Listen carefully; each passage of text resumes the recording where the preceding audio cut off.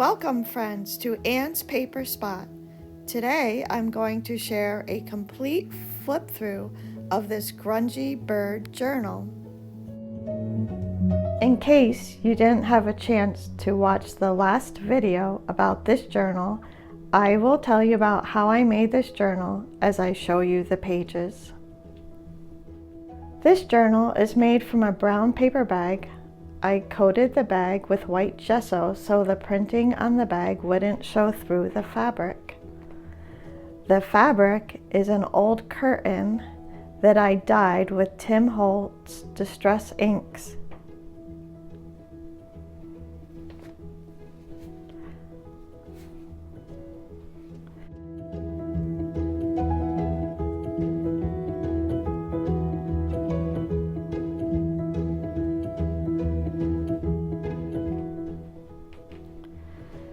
This journal has 4 signatures with 6 pages each.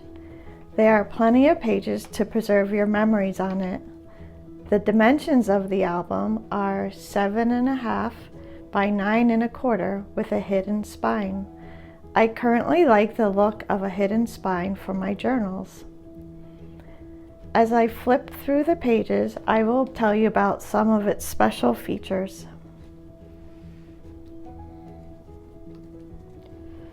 Most of the pages are coffee dyed, and a lot of the pages feature a printable from 49 Dragonfly. This page has a window pocket made from a junk mail envelope. You can see it right here.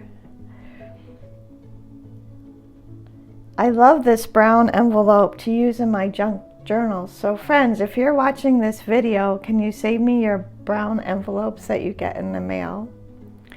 In the envelope is a picture of bluebirds that I took out of my kitchen window. On the back, I have a printable that's a bubble coffee dyed paper. That way I can include some journaling on the back.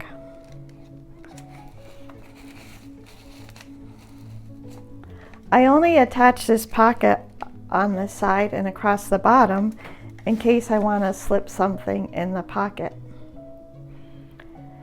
Sometimes when you work on your albums, it's kind of funny how things just work out.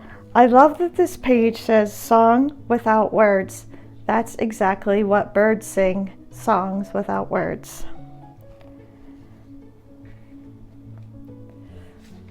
This is a belly band. I made the belly bands out of little squares of leftover paper from putting the album together.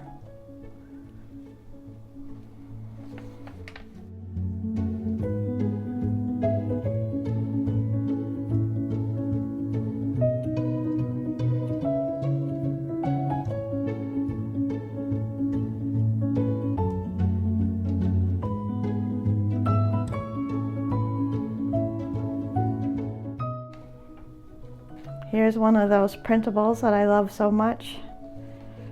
It's going to be hard for me to cover these up with other things.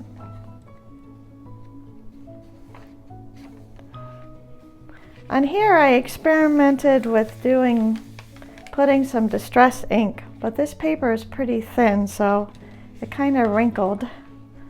I'm not sure how I feel about it. And then on this side I decorated the top corner with a bird. It's the same bird that's on the front cover.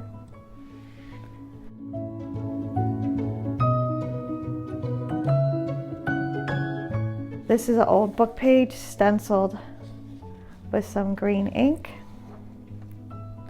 I left some of the pages blank because I'm not really sure what I'm going to put on all the pages yet, so I kind of wanted to leave some flexibility.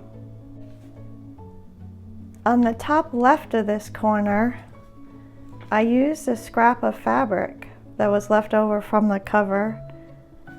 I made it into a ruffle and then put a zigzag stitch on it with brown thread. And this page has a stencil that I got from Amazon. I thought the trees were perfect for my bird theme.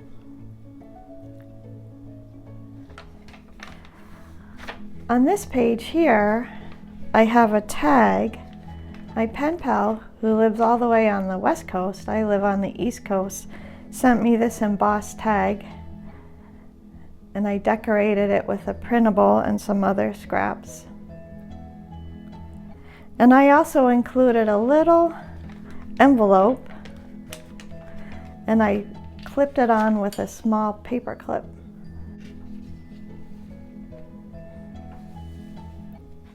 Right here is a pocket I made out of packing paper and some gold paint. I have it stitched with gold thread. And here is another tag that I made. This one I glued on down the side and across the bottom so I can use it as a tuck spot. I thought it was too pretty to tuck into a pocket.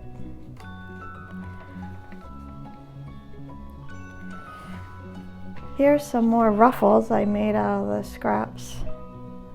I think they're a simple but effective way to decorate the pages. Here's an eco-dyed page that I made in the fall from oak leaves in my yard. I made this into a pocket. It will be the perfect place to store extra photos or ephemera.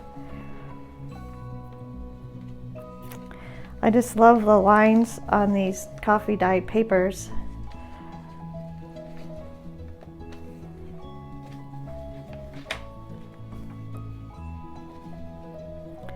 Here's another bluebird picture. This time I put the belly band across the bottom to make it into a pocket. This one I sewed with kind of a wonky stitch around the outside, and then I made it so you could journal on the back.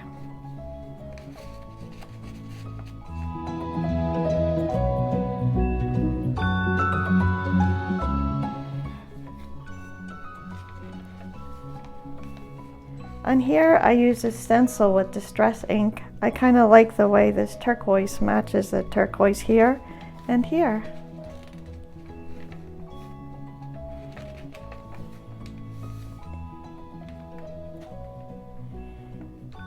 This image of a bluebird is from a field guide.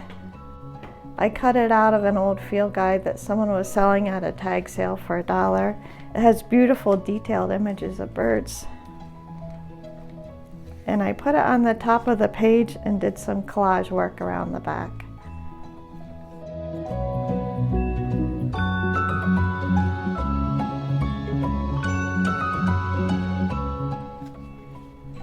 Here is the other half of the junk mail envelope that I got in the mail. And I tucked another bluebird picture in. I kind of like this one because it's an action shot.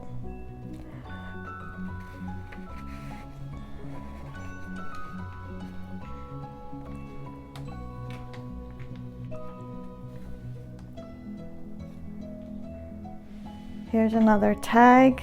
I decorated it with I put a tab on the top, old book page, and added some flowers that I got at Michael's.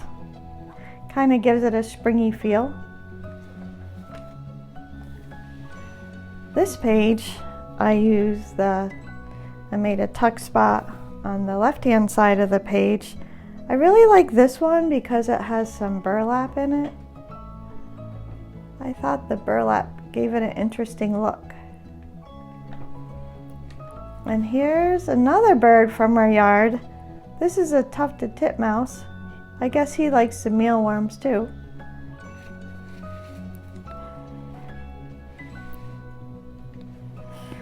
I put a small tuck spot here with another tag inside. On this page, I added a little bit of gold splatters to give the page some more interest. I put some splatters on this page too. I kind of like it when the pages next to each other kind of go together.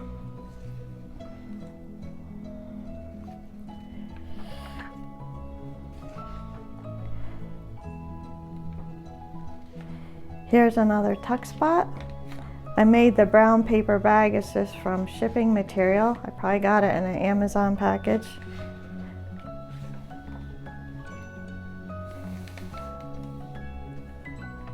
Right here is a pocket. This page is decorated with another bird image from that field guide. This is a wren, and I tucked a real feather behind it. I find real feathers in my yard all the time. It's surprising how many you can find if you really look.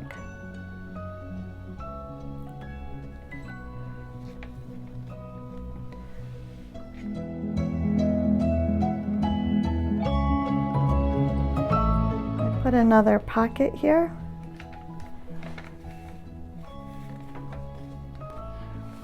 I put some stenciling on the back of this page. I don't know if you can see it, but I use the same color ink that's in these pages and these little squares here.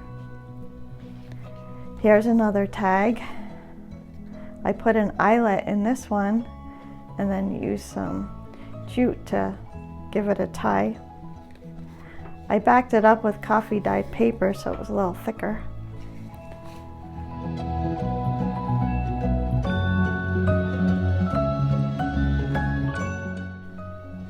Here's an image from the book. On this page I tried to put some splatters because it was a white page. I didn't love how it turned out, but as I work on it, I'm sure I can put stuff over and cover it up so it doesn't bother me so much. We're almost to the end of the journal.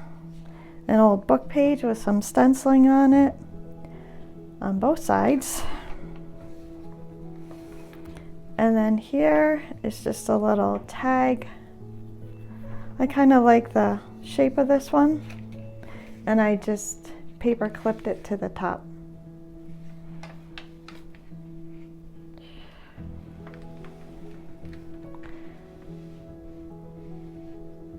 I'm not sure what I'm going to use this journal for, but I can't wait to use it. I also set aside some extra ephemera from the printables. I set this aside and saved it so that when I go to work on it, I can easily find these pieces to put in my journal. I know I'll want to use them, but I didn't want to decorate all the pages in case I had something really big I wanted to attach. This is a piece of one of the belly bands. This is some mulberry paper that I used in the album. I keep calling it an album because I'm an old scrapbooker. I'm a recovering scrapbooker.